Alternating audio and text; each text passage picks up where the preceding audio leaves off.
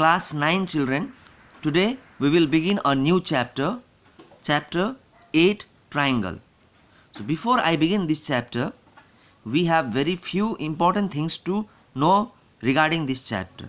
So conditions for congruency of triangle. So we have heard many times in the previous classes also congruent triangle. Now what is congruent triangle and on which conditions we can consider the triangles are congruent? So first condition is SAS axiom, that is side angle side. So what is side angle side axiom? I will explain here. Suppose I have a triangle ABC and another triangle DEF. You can see with this small tick marks or symbols, I can say here single tick, here double tick, and here one angle. The meaning of this is that AB is equal to DE, and here in this triangle BC is equal to the other side of the triangle DEF, that is EF, that is BC is equal to EF, and angle ABC, this angle ABC means I am speaking about angle B. The alphabet which I put in the middle, I am speaking about that angle ABC, that means angle B is equal to angle DEF. So in triangle ABC and triangle DEF, same thing I am writing, AB is equal to DE, it is given in the diagram. Angle ABC is equal to angle DEF, same thing, and BC equal to EF. So that is also given. Now it is said when at least three things of the two triangles are equal, then the triangles are said to be congruent. So this is the symbol of congruent. We put equal to and then one kind of symbol like this.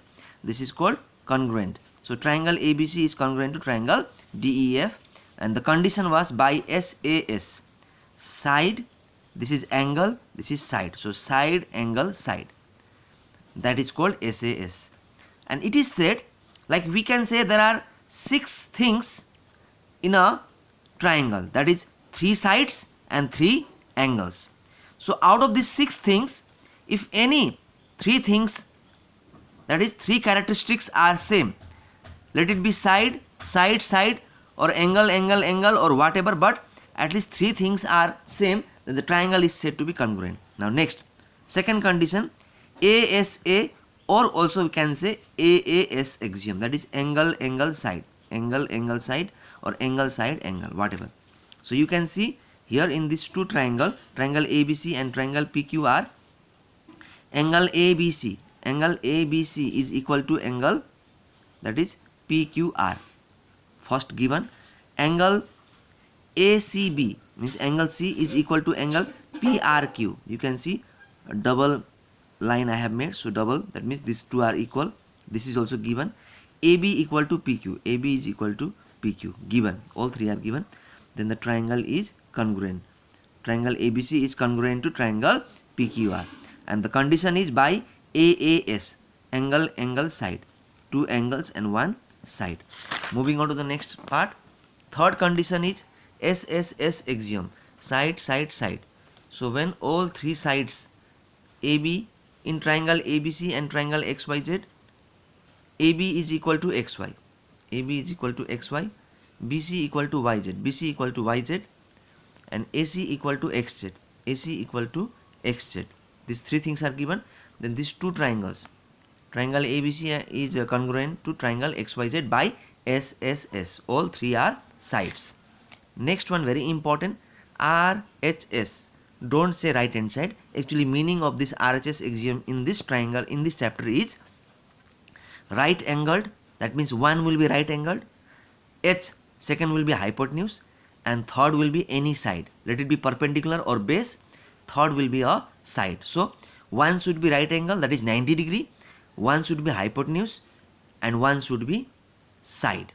So you can see 2 triangles ABC and triangle DEF, this BC is base, so one of the side, AC and DE, you can see it is a hypotenuse, and one angle, that is 90 degree.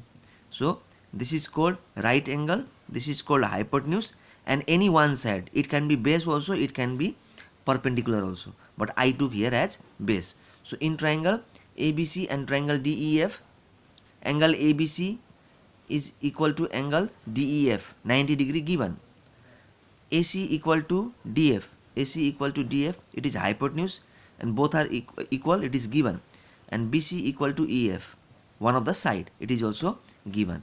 So by RHS, right angled, hypotenuse and side axiom, the triangle is said to be congruent. Triangle ABC is congruent to triangle DEF.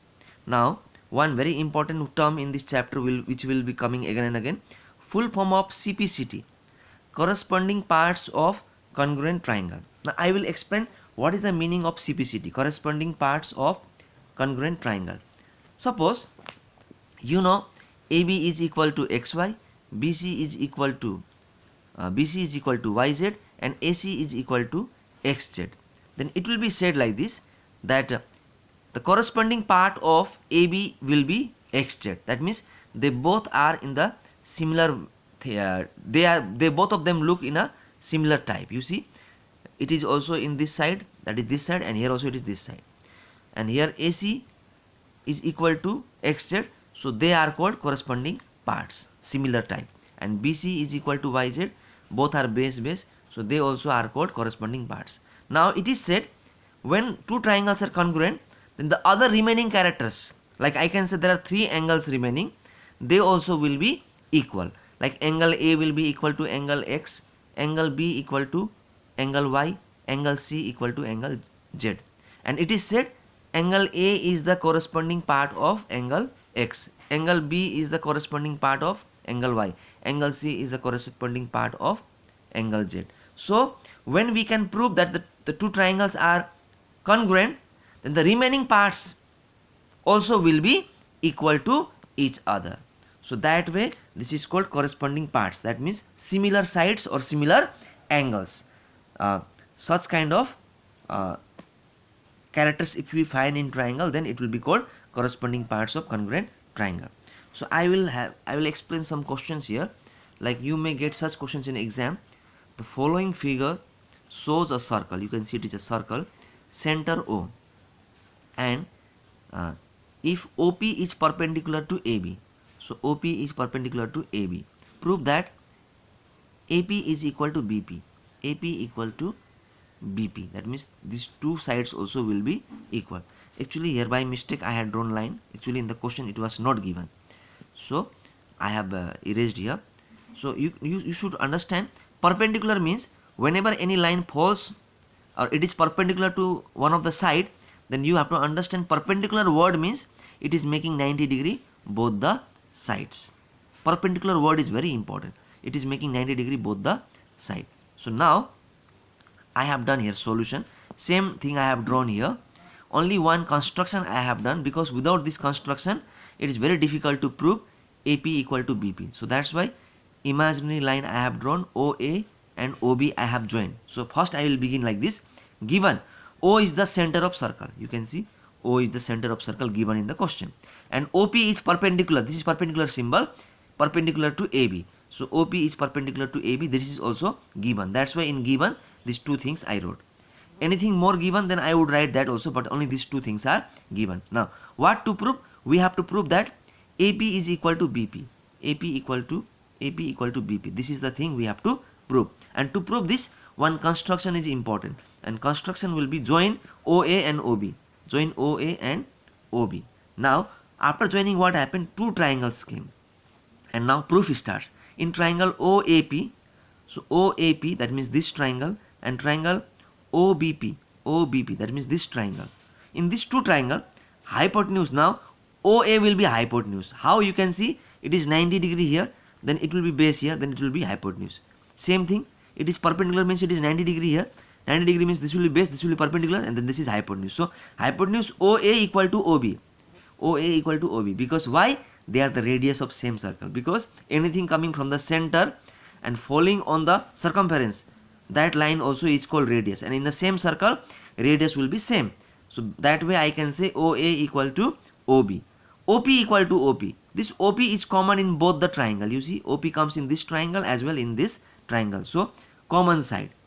And since OP is perpendicular to AB, so when it is perpendicular I can say angle OPA, that means this angle is equal to angle OPB, equal to angle OPB 90 degree because it is perpendicular. So when three things are same, you see, first thing same, second thing same, and this is third angle is same, and you can see triangle OAP will be now congruent to triangle OBP. So now I can say these two triangles are congruent because three things are same. One was side, the other was angle, and this happened by the condition of RHS axiom, right angle, hypotenuse and side axiom. Now how right angle? Because one was 90 degree. H means hypotenuse because this OA and OB is hypotenuse, and S means any side. It can be either perpendicular or base, but it was a perpendicular. Now I can say when three things are same in these two triangle, then they are congruent, and when they are congruent, now remaining corresponding parts also will be equal. That means if this is equal to this and this OP is in both common, then I can say AP also will be equal to BP. Even this angle will be equal to this angle A will be common to angle B. That way means equal to angle B. That means I can say now AP also will be equal to BP.